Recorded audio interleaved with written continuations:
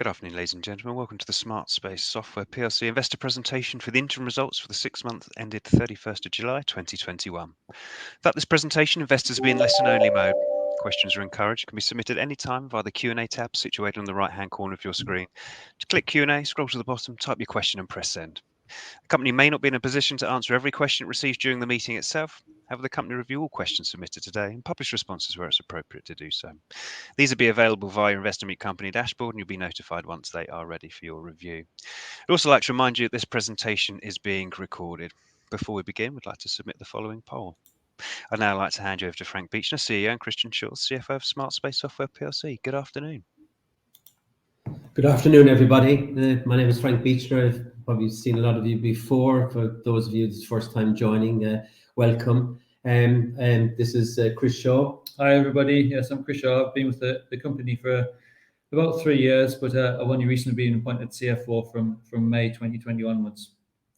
What we want to do this morning is take you through the half year to the end of July, and then obviously go into some of the detail around the trading update that we issued last Friday as well. Just jumping straight into the financial highlights, we have revenues of 2.5 million for the 6-month period ending 31st of July. That's 9% up on where we were in the comparative period in 2020. You see here from the graph on the left-hand side how the recurring revenues have been increasing period on period. And you also see that there's a slightly lower proportion of non-recurring revenues. Those non-recurring revenues come from our Anderson Kern hardware business principally, which has been impacted by COVID. We have strategies in place to build that back up to the normal run rate as we exit the impacts of COVID. You'll see on the right-hand side a graph of our annual recurring revenue. This is more of a snapshot of any point in time, so it doesn't necessarily equal what revenue we have in a particular period, but it shows you what recurring revenue we'd have over an entire year. And you see there that we've also had consistent growth in that annual recurring revenue. In the latest year, we've got 53% year-on-year growth. You can also see in there that the Space Connect portion of the business, the orange stroke pink color at the top of that is increasing in size as that starts to make a good contribution to the overall ARR and growth of the business. We had cash in the bank as of the 20th of October of 3.25 million pounds. It's broadly flat against where we were at the end of July, which was 3.37 million pounds. So we got to a point where swipedon is cash generative pretty much every month, and then looking at the other businesses, Space Connect is cash generative in some months, but not all months.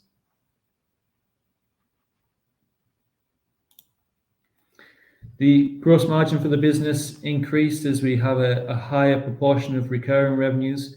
Our software business typically has a gross margin of around about 90%, whereas the hardware business is closer to 30%. The operating costs of the business increased in the period to the 31st of July 2021 compared to the period of 31st of July 2020. That's principally a result of where we are with Space Connect. Back in 2020, we'd only just recently purchased Space Connect, and the team wasn't entirely up to its full capacity. We didn't have all the developers in place, and we didn't have all of the sales team in place for the comparative period, whereas this year we have a full team in place, and therefore the costs are at a higher level. We have a few extra people also within our swipedon business. We have a new head of sales in this period compared to where we were last year. And so those costs have gone up a little bit, but we don't expect things to increase significantly from where we are today. There'll be some incremental new headcounts we add to where we are today, but it won't be any dramatic increases from where we are. There's a few other things there which is contributing to that increase in operating costs. We had an unusual period last year, obviously with the pandemic starting, and therefore we cut our marketing as an initial response to the pandemic, but it's obviously gone back to the normal levels, and therefore it's showing as an increase, but it's actually just our normal level of marketing spend, which we'd expect. Overall, looking at the cash movement, we had a 1.3 million consuming of cash in the period to the 31st of July. That's as a result of the losses which we incurred. And we had a 327,000 pound final contribution from the sale of SmartSpace Global, which went through last August, and we got that final proceeds in May of this year. We have cash flow forecasts going forward for the next 3 years, which are based upon the revised assumptions which you've seen in the broker notes, the analyst notes, and those show us having positive cash in the period for the next 3 years, with a minimum cash balance of around about £2 million. In terms of key activities in the first half of this year, we reported earlier that we were pushing through a price increase, both for new customers, which came into effect in February, and all new customers now are coming in at a higher rate. The ARPU value is more like 170 New Zealand dollars compared to our average ARPU at the moment, which is coming in at about 121, 122 New Zealand dollars. More importantly, though, we're working our way back through the existing customer base. We've got 3 price plans in SwipedOn, Starter, Business, and Enterprise. We've been through Starter and Business, and that's gone very well. We had budgeted a certain level of churn, which was in the region of 20%. It's coming in at less than that, at 14%. And we're currently working our way through the Enterprise customers. Now, this is more of a high-touch exercise because they're higher value, and we want to make sure that we bring them along with us. The general impact of the increase is significant to the business, but the main message really is that's going very well for us. On the Space Connect side, we've as you know, we operated indirect channel model. Back in the summer, we reported, I think it was about 30 resellers. We're now at 43. Our ambition is to get to 50. Our immediate priority now is to get the ones that we have producing. Of the 43 we've got signed, 18 now actually have deals in the pipeline, and we really want to make sure that we get those delivering. We've signed our first partners in the US, which we'll talk about in a little while, and they're showing some interesting characteristics. And we've got good processes in place to support that channel sales model that we're operating.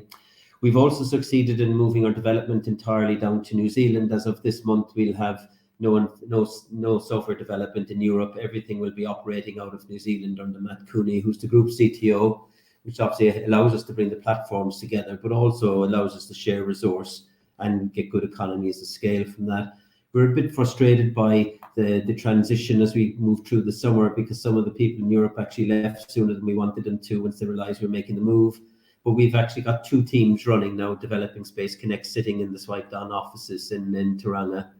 And a major development for SwipedOn then was the introduction of SwipedOn desks. We soft launched that over the summer. We've now released it across all the markets that SwipedOn operates. And again, we'll cover that in a little bit more detail in a second.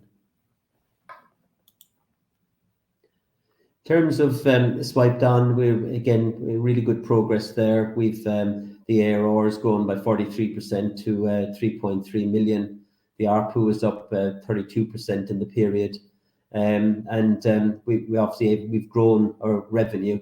I think the big thing to focus on with SwipedOn is this transition away from, I suppose, lower value, higher churn customers to customers who actually can offer us better growth prospects and where the actual value is higher. Now, part of that is actually being able to sell multi-location deals, and whilst you might see, look, you know, someone asked the question in one of our earlier presentations today, look, why didn't you add any new customers in September, for example? We actually did add 70 customers, but more importantly, we added 140 locations in the period. And it's location growth that's really important to us, because that actually does increase the value of that customer to us. Now, in the same time, if we actually churn 50 or 60 customers, on paper it'll show actually a customer growth that's flat, but actually in real terms we added more, and the exiting customers actually generate less revenue for us than the new customers joining, who, as we mentioned earlier, are coming in the higher price plans. We're making good progress on multi-location. We've just signed a 20-location deal for SwipedOn in Ontario, in Canada, City of London, And we've also got good expansion revenue from quite a few of the existing customers, people like Vestas and XPO and that. So really good progress in the swipedon business, and ARR growth and ARPU growth are the two major areas that we focus our sales effort on.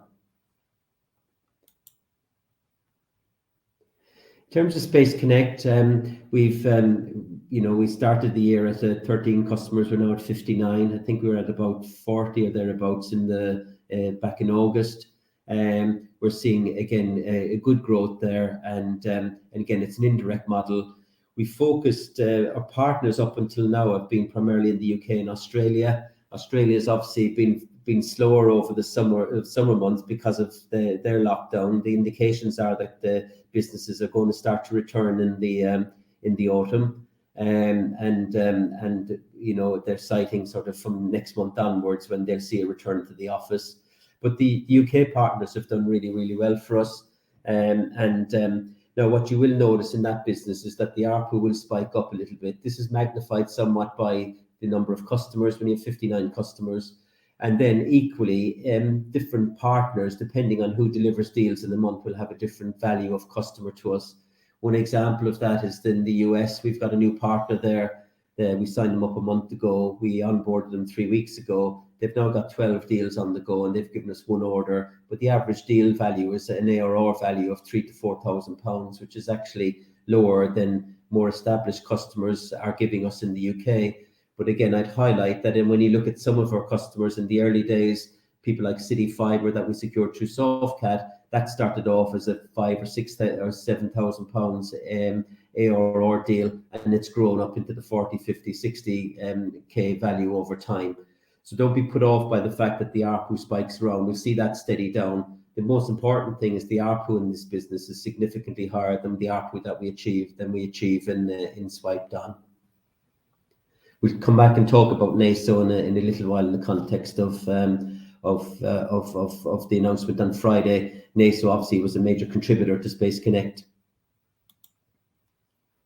Our A&K business is it's probably like NASO. It's the one that's affected by businesses' decisions to return to the office. What we find with our offerings is that anything that's desk related seems to have good momentum. A&K sells a lot of technology around meeting room panels, and that until businesses sort of get back permanently into the office, we're expecting that business to continue to spike. What we saw through Q2 of this year was we had a relatively quiet May and June, really, really busy July, and that you could track that exactly to the general sentiment in the wider world, here in the UK in particular, where the intention was to get people back in the office 21st of June, then that was moved back to the 19th of July. In the current quarter, we're seeing a similar trend. August obviously is a quiet month anyway due to holidays, but September picked up and then really slowed down again, but October is looking quite strong.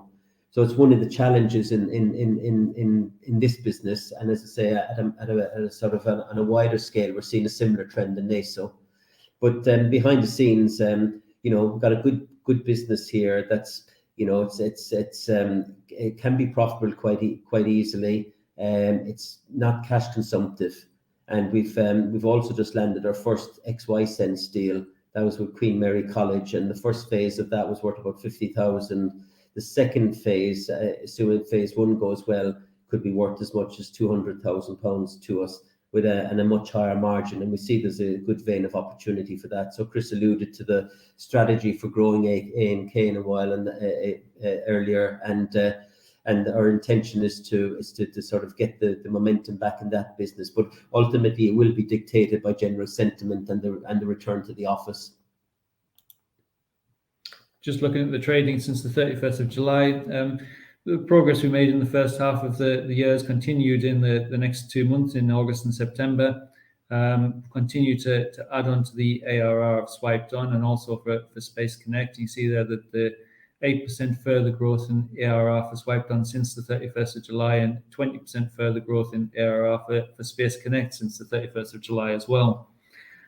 We see that come through on the price increase as well. We see the new customers who are joining swipedon an average ARPU of about 170 New Zealand dollars, £85, compared to those which are leaving the business, which are more like half of that value.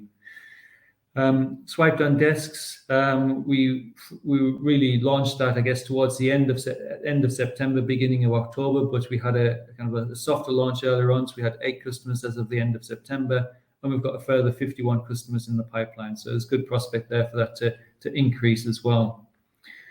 SwipeDon, we obviously started doing the reaching out to our enterprise customers to implement the price increase for those enterprise customers, and that will take time to come through, but we'll see further growth in ARR and ARPU as that goes through all of those enterprise customers in the future periods.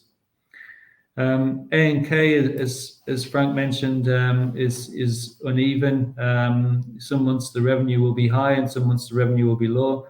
And so it's still unpredictable as we continue to have the impacts of COVID in that business. And cash there as of the end of October was 3.25 million. We thought we would give you more detail around the announcement last Friday.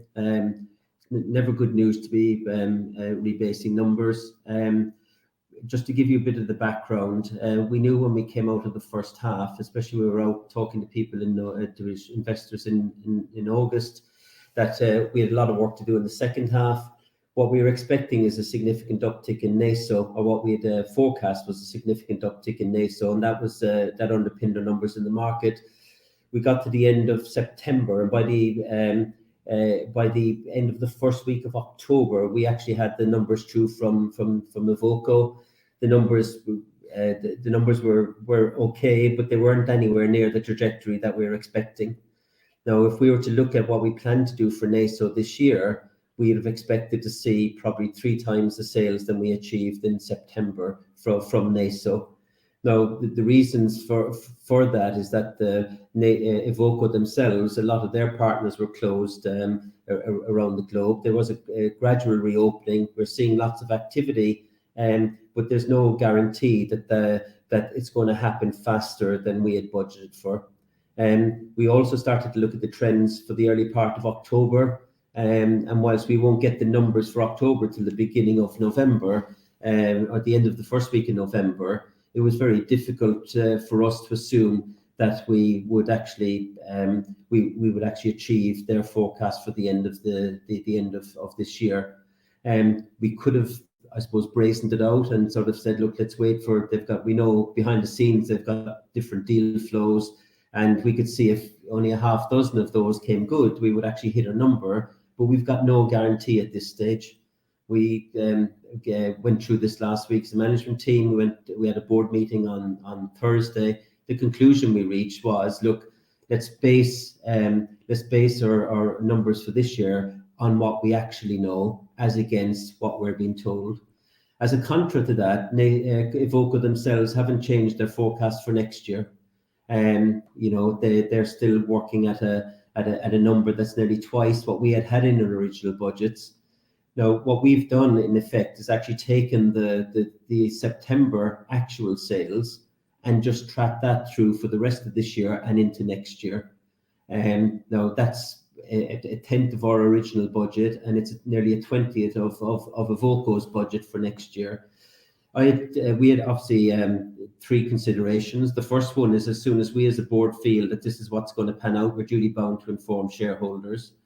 And secondly, what we had to do was to base our whatever the revised forecast was going to be on actual numbers. Our risk is that if we said, oh, let's just take next year's numbers back, say by 20 or 30%, we expose you as shareholders and us as a management team at potentially missing again, which to us we don't feel is an acceptable position. So we've probably been accused of being maybe too aggressive and too negative on the sentiment for NASO for next year. But ultimately, it's more about transparency and having prudent projections today, and at the same time then minimizing the risk of a miss next year until we get to a regular beat. we can see the activity from the NASO sales network, and they've got, their numbers are based on three sources. They've got historic trends, so their old product LISO, how many that sold and what that would sell on a regular basis. They've got pipeline. A&K here is actually a distributor for Evoco, so we would actually we would flag deals that are on the go with us, and that would converge into a centralized sales pipeline that Evoco themselves run. The other 39 distributors around the globe do exactly the same thing, so they will use that as a basis for their numbers. And then they've also got a number of strategic accounts that they've been working on, and we know from us being directly involved that those accounts are still there and actually will grow considerably. The big question is, are we going to do this by the end of January, or will it roll over into next year? Now, Evoco themselves aren't a public company, so if they do decide to move their forecast sideways, it has no real implication for them in the same way as it does for us. So it really was about, I suppose, being as realistic to the point of being pessimistic in terms of the remainder of this year into next year, and that's why we decided to take the numbers down.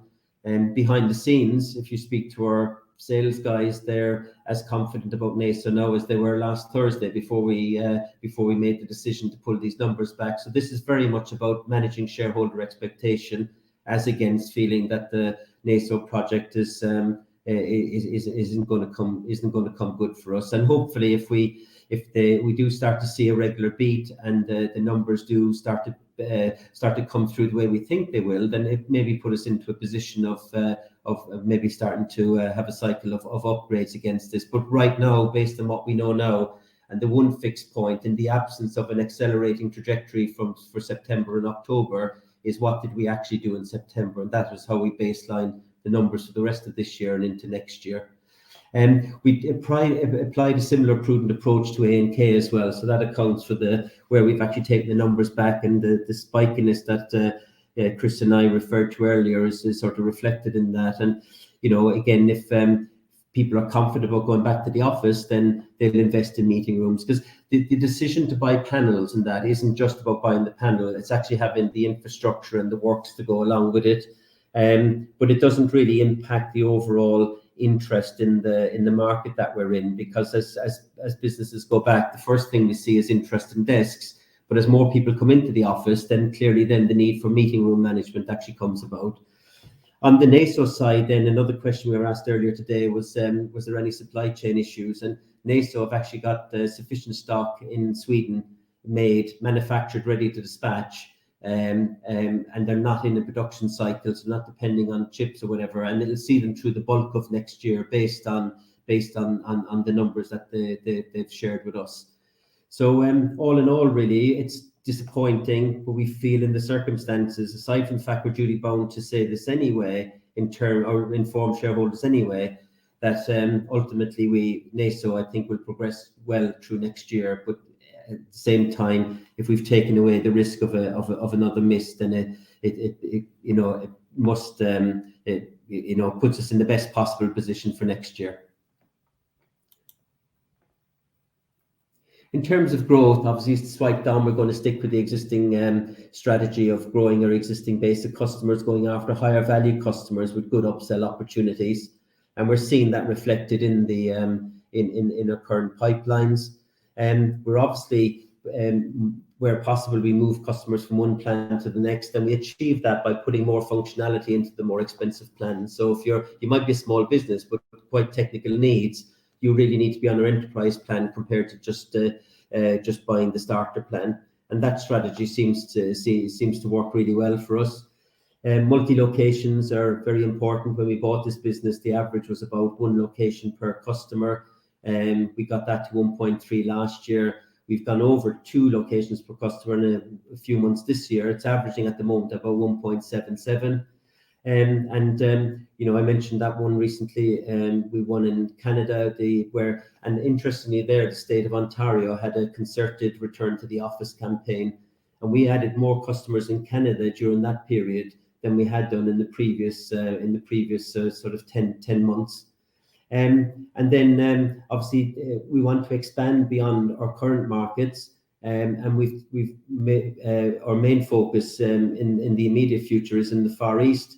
We're making good progress on the software development. We have to, I think again, we reported previously that we need to do a bit of work on software on the platform to make it multi-region ready. A major milestone we hit just recently was we allowed in-country hosting. Previously on our product, you could only host in Ohio with AWS. Now we can give in-region hosting, so you can see that Singapore is actually on the list of options that we now offer people, and the customer just selects that when they sign up. And that was a significant piece of work over the summer, which is now completed. We've now got to get on and finish off some of the functional pieces, and the intention is to be active in at least one market, if not more, before the end of this financial year. In terms of Space Connect, the major priority here is to get the existing partners delivering. We've got good traction now from the people like Softcat. We're starting to see the first prospects coming through from people like XMA and Insight. So they'd be, I suppose, what we class as our strategic partners. We've got a lot of smaller partners around the UK. They're starting to put some good deals on the board. And we've also we're also seeing follow-on business from ESCO, a partner in the Far East, and we've just added another business out there called DVI Asia as a partner based out of Singapore. We've got 3 partners in the US and we've got 2 in Canada. Our ambition is to get to 50 partners, and I expect the remainder of that growth will primarily come out of the US, so we got good regional coverage. One of those partners in the US, as I say, they've seen good early traction. They've got 12 deals within the space of a month in the pipeline. They've given us 1 order last week. Tend to be smaller deal value, as I mentioned, but we think they'll grow quite quickly. And obviously the big thing is behind the scenes to get on with NASO. The real question now is make sure that we beat our base numbers for NASO and how close to our original and indeed Evoco's own numbers for NASO we can get it. And then A&K, again, I know a question that will go through people's minds is where does that fit in the group going forward? Our view right now is that we continue to develop that business. It's not cash consumptive. It can make a profit on the basis we get a regular beat to that business. We've got a decent pipeline, and it also manages a chunk of channel in the UK for us. And we also have a centralized development base operating out of the building here in Mildenhall. So that services all products, swipedon and Space Connect, as well as the A&K customers. So really, we're looking to grow that business, and we'll see things like the XY Sense product line has been instrumental for that. Lots of activity, even just recently in the market. Sign In App, who is swipedon's largest customer, that was acquired by PSG just last month. We're led to believe that was at a significant multiple. And in our world, anything sort of north of 8 or 10 times ARR is typical, and the deals have been done much higher than that. There's a few other consolidators in the space. There's Thoma Bravo, who bought Condeco, a major competitor of Space Connect, and then we have people like MRI, who actually picked up one of swipedon's competitors a while back, and they've also bought a UK business called FSI just recently as well. So they're very acquisitive. And then WizPass was acquired by a US company called FM Systems in June. There's not a lot of assets in this market left to buy, and there's nothing of the quality that swipedon and Space Connect is emerging to be as well. Our view is, look, we've got a way to run in this business, and our original ambition was how do we get this business to a sort of £5 share price. You apply some of those ARR multiples to our forecasted ARR, you start to get back to that number quite quickly. So we're only talking about keeping what we have going, and that's applying even 100% discount to the NASO business and to the A&K business in that process as well. So there's lots of activity, and we've got a good quality asset, and we believe, all of us believe in the business, that there's a lot of value to be had and over the next 2 years. The market's really exciting for us. I mean, obviously COVID, while on the one hand it's a bit of a problem around uncertainty, people are looking at desk management right now that would never have considered it before. Similarly with visitor management, what we're seeing is that these changes these impacts hit all our businesses across the globe. But because we've got such a widespread, so for example, swipedon is really quiet in Australia right now. It's very we're really motoring on in North America. So we feel that we're in a good position geographically, and that we're not all in one market. So and we're seeing similar levels of demand. A lot of it is very much triggered about this move back to the office, and that really impacts the hardware and the meeting room side of our business more than just the desk management piece. As I said, there's a lot of consolidation going on right now, a lot of active buyers. We've got more than enough cash to execute on our plans. And we believe now we've got a set of forecasts in the market based on what we know today as being achievable over the next 18 months, and hopefully then neutralizes the potential impact of any lack of certainty imposed by COVID and further lockdowns, etc. So that's it for today, really. I think we've got some questions which we've come on. Frank, Christian, you have indeed got a number of questions, and thank you very much indeed for the presentation. Ladies and gentlemen, do please continue to submit your questions using the Q&A tab situated on the right-hand corner of your screen. But just while the team take a few moments to review those investor questions submitted already, I'd like to remind you that recording the presentation, along with a copy of the slides and the published Q&A, can be accessed via your investor dashboard on the Investor Meet Company platform. I'd also like to remind you that your feedback is important to the company, and immediately after the presentation has ended, you will be redirected to the opportunity to provide your feedback in order that the team can better understand your views and expectations. Frank, Christian, before we go on to the live questions, we had several pre-submitted questions from investors, and perhaps I could just start off by reading the first one here. It reads as follows: when are we expected to turn these big losses into a profit? If too many people end up working from home on a permanent basis, will Evoco ever gain traction? Yeah, I think Evoco will gain traction. I mean, it's well established in the marketplace, and we don't see a future where nobody returns to the office. What will happen is that more people will come back into the office, and the more that do, the more important that getting access to meeting rooms as and when they want, and being able to book them in advance of that will become a more of a pressing priority. So I think ultimately it's really down to it's just a factor of timing. I think what's caught everyone by surprise is the speed at which people are coming back, rather than the question whether they'll come back at all. I mean, we've got I suppose we've got one business that's cash generative. We've got another business that's actually A&K is cash neutral, and we've got another business as the gap on ARR closes in Space Connect that actually will become cash positive really quickly on an ongoing basis, even though we've popped our head above the parapet a few times now in terms of cash generation, depending on the month that's in it. So we're not far from profitability. I mean, you've got to remember that the numbers that are out in the market now, that's the analyst's assessment of where they think we'll be. And I think they've been probably more pessimistic than we are internally. So there's a bit of a buffer in there. We're not, we have no intention of taking our foot off the marketing gas. I mean, from the point of view of being able to keep the momentum on swipedon, and the markets that we've earmarked for future development in the Far East, we know that our marketing dollars will go an awful lot further there than they will in the US. So all in all, really, we're focused on that ARR growth and that ARPU growth. Yeah. Fantastic, thank you indeed. The next question we've got here, and I think you did cover this off, but if there's anything further to add, is why were there no new customer additions in swipedon during the quarter ended 21st September 21? Yeah, I mean, there was new customers. We had on average about 60 to 70 new customers a month. The real question then is how much churn there is in the month. Now, when you actually look at one customer coming in, if you take the city of Ontario, that counts in our customer numbers as one customer, but it's actually 20 locations.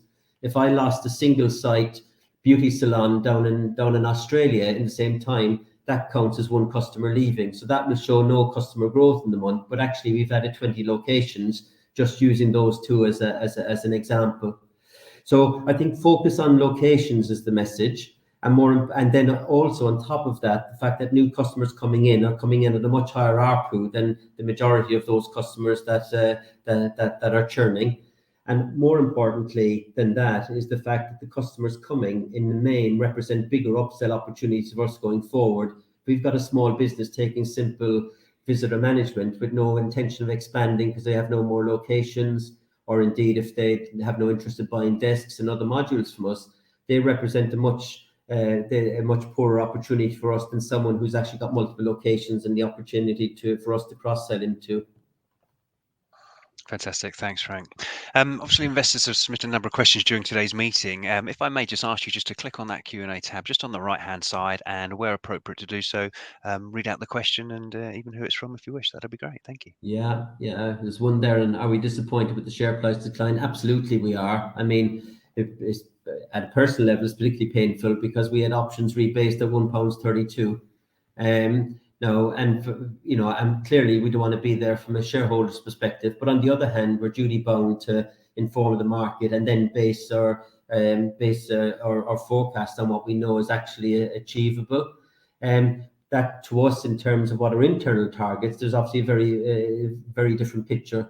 And we believe that we'll regain the share price momentum. I mean, someone did a simple calculation today and said that if you take our ARR as it sits today and where the outturn will be in January and apply a sensible valuation to that, then that's worth twice what the business is worth today. And that's ascribing no value whatsoever to NASO or to A&K.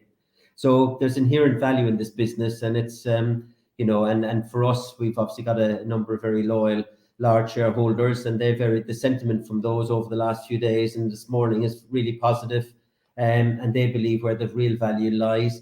Clearly, seeing the big share price movements generally is driven by retail investors who may not have the insight to sort of make a sort of a longer term investment decision, and the price we pay is a declining share price. But our view is that we're confident that we'll get it back to the momentum that we had achieved earlier in the year.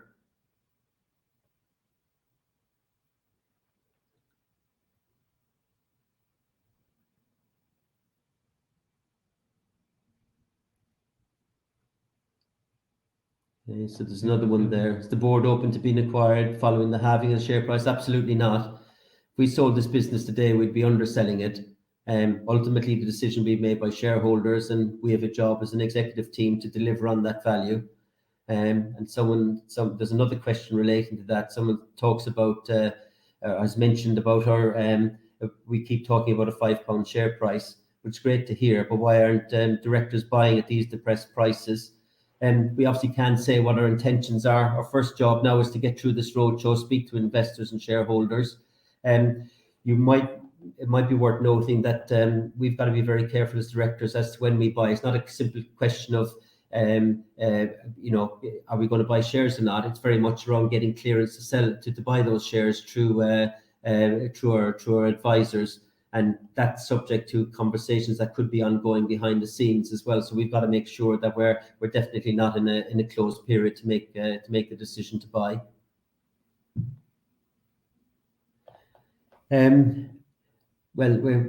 Someone's asking about, will there be another trading update this year? I mean, our next trading update, unless we have any business news to promote, will probably be a pre-close update, probably in January, I would think. Mm-hmm.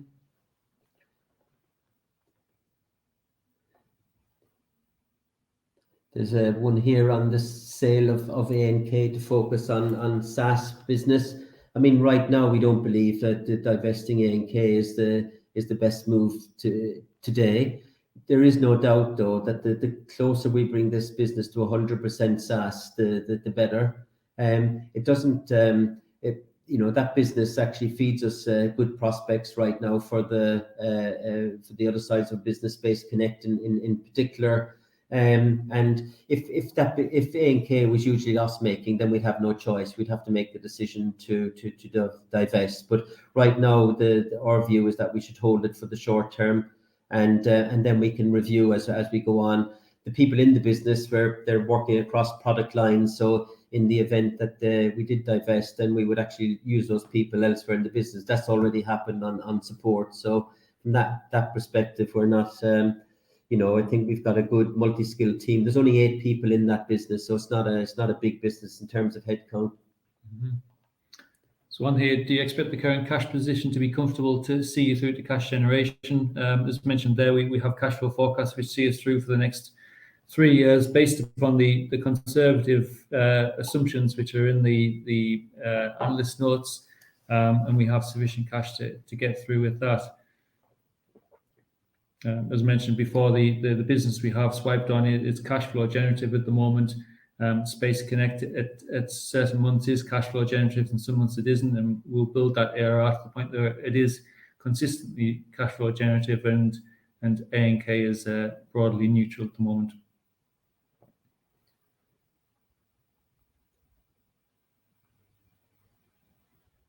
There's one here which is given the share price has dropped quite a bit recently. This has impacted has this impacted on time frame you're hoping to reach a £5 share price? It's a huge inconvenience right now, but we believe that it will rebase itself over time, and it is very frustrating to see that climb up and then to see it drop back. Equally, I mean, I've been around a long time and know well enough that if we just focus on the fundamentals of the business, the price will look after itself. And we're absolutely focused on how we get the value to the level that we talked about previously, where that £5 share price came from, and we're still very much locked on that as the destination. I suppose running a business like this is not dissimilar to flying a plane. You sort of you file your flight plan and you head off, and you have the only thing that's fixed once you leave the ground really is the destination. What marks us out as a management team is our ability to deal with the turbulence and the winds that hit us on the journey, and that last Friday was one of those. But hopefully you'll understand that what I didn't want to do is put shareholders in a position where we decide to brazen it out, hope that it all comes good in December or January, then turn around to you in December, January, say, oh, these deals we're waiting on haven't happened, and we're now going to have to rebase our numbers just before the end of the financial year. And I think however bad or unpalatable the news was on Friday, that would be ever more so and much more disingenuous. On the other hand, we did know as of last week, because we made the decision to rebase the numbers, that we need to inform you quickly. So we're viewing this as a major bit of turbulence as against an ending of the journey. It's very much still focused on that destination, and having a good business spread across geographies with really good growth in ARR, all those key SaaS metrics. And then if you add on top of that a good footprint in Far Eastern markets, which we're capable of doing because we are already selling 70 markets. What we want to do now is find markets who are non-English speaking, where we've got a decent foothold in each, i.e. into hundreds or thousands of customers perhaps, along with a really well-evolved development base down in New Zealand. You add all of that together and you end up with a business that you could argue is worth a lot more than £5 share price. And we've got the cash to get us there as well, which is really important. There's one other question here, which is with the ARPU rising, what's the company doing to make its products more attractive to customers? The normal expectation in software businesses is you make a big upfront investment, and when the product's finished, then you cut back on development, and your costs drop dramatically. Our business has got two big cost drivers, of staff being the first one and marketing being the second. In a SaaS business, unless you keep investing in the software, because you're in a process of continually, it's not like the old days we had version 1 and version 2, and version like Windows stays out there for 10 years. And with SaaS, you've actually got to continue to invest. So our products are infinitely better than they were a year ago, and they'll be much better again this time next year. So we're going to continue to invest. If we wanted to be hugely cash generative and hugely profitable today, we could actually take out a lot of that cost, but we would be mortgaging our future to do that, and we don't believe that's the right. That would be the right thing to do right now. But so you'll see, there's regular updates to Space Connect and to swipedon, and we see that regime continuing for the foreseeable future. Someone's asked what XY Sense is. It's a bit of sensor technology. It's developed by a company down in Australia, and we've become a distributor and reseller for the product here in the UK. We share a big customer down in Australia, one of the government agencies, and that was the first time we saw it in action. Our product integrates with it, but it's particularly relevant in high volume environments where somewhere like a university, where you don't necessarily want to know who's sitting at what desk, but you do want to know how many people are in the room and what the movement is in the room, where the hotspots are. So it's a very bit of clever tech. It's got real good price advantages, good margin for us. It's quick to go in, and it seems to resonate well with customers. So we've got 3 deals on the go with that right now in terms of confirmed orders, and we're getting those deployed. So when you talk about can we grow A&K next year, we would see XY Sense as being one of the areas that we could expand in, because we had no revenue so far this year. And obviously then we've got the momentum from our other product lines as well. There's one here that says, despite the increase in subscriber charges, there's a lack of revenue growth despite the tailwind of COVID.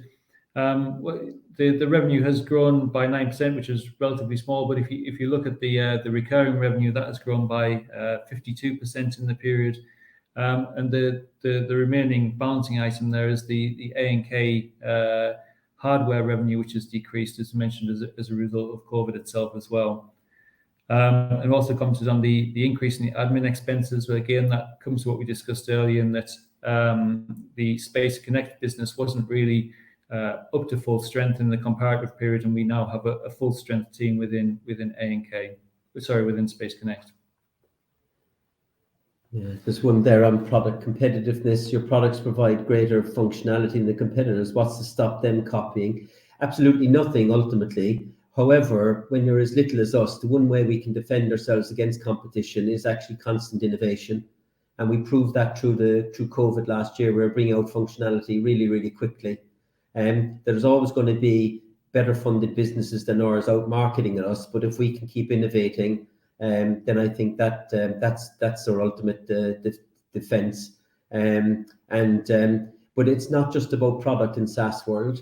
I mean, we always talk about our NPS score in swipedon, and you don't achieve an NPS score of 60 by actually mistreating customers. And in SaaS, it's very easy for customers to walk. If they're on a month-by-month contract, they might have paid annually in advance. They lose a bit of money, but there's no real thing holding them there. So for us, really, the product's got to be good. It's got to be better than good. It's got to be extremely easy to use. And then the service they get from us, and we've seen this. I mean, we had G2 Crowd voted us the best mid-market VMS system back earlier this year, and that's based purely on customer feedback. And they aggregate that feedback into a chart, and we came out on top. So don't view it just as product. If you've got a bad reputation with customers, it takes a long time to rebuild that. And I would argue even sometimes you can get away with slightly less functionality than competition if you overcompensate on the customer service side, and we come across as really good people to work with, great customer support, good service, and where we've actually got I suppose to a degree as well, we've got a good social conscience, which we have through things like the tree planting in swipedon and that, So it's the overall package that actually gives us our ultimate defense against attack from competition. And that's valuable in these days when you've seen it even with consumer products. Your ability to up and leave is very, very easy. So you can't just conjure that up, and it's ultimately important for us as if we ever came under attack from anyone else.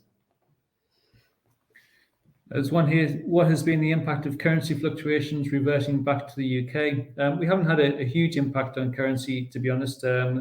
swipedon obviously is based in New Zealand. It has its overhead based in New Zealand dollars, but its revenue does come in a variety of different currencies, in US dollars, Canadian dollars, Australian dollars, GBP, and euro. And so therefore there's a natural hedge there, which keeps it a reasonable blend, and it comes back fairly constant and doesn't have a huge impact on the overall ARR. So I think that was the end of the questions, I think. I was just going to say, guys, I think you've covered off all those questions you can, so thank you very much indeed for that. And of course, there are any further questions that do come through, the team will have the ability to review those, and we'll publish responses where appropriate to do so on the Investor Meet Company platform. And Frank, perhaps I could just ask you for a closing snapshot before we redirect the investors to give you some feedback, please. Yeah, despite the setback of last week, and hopefully investors now have a better understanding of the background to that, and it's not as sinister and as serious as you would read at first pass. What we have here is a really exciting business, an exciting market, and the addressable market that we're selling into is huge. Most of the customers we sell to don't have anything in place right now, and we see a market that's not just the UK or not just North America. And we believe we've got a really nice product set with fast growth ARR and fast growth ARPU. And there's not many opportunities in the London market to invest in businesses with these credentials. The key now is obviously coming with us on the journey. Don't view this as something that happens on a quarter basis. The question of where we end up over the next 18 months to 2 years. And we believe we're on our way to building a significant value business.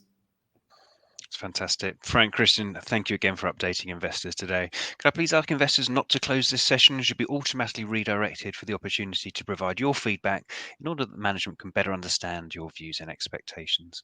This will only take a few moments to complete and is greatly valued by the company. On behalf of the management team of SmartSpace Software PLC, we'd like to thank you for attending today's presentation. That now concludes today's session. Thank you and good afternoon to you all.